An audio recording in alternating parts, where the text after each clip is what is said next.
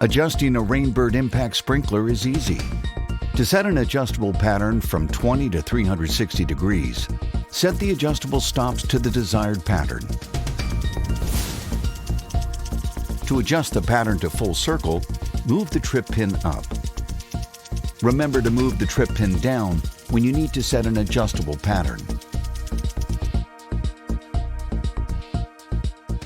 To reduce the spray distance, move the deflector down.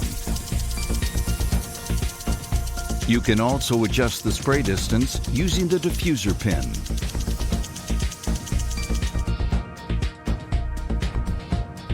Turn the nozzle counterclockwise and remove it. Using pliers, remove the vane and clean the sprinkler and loose parts with water. Reassemble the nozzle and vane to their original positions.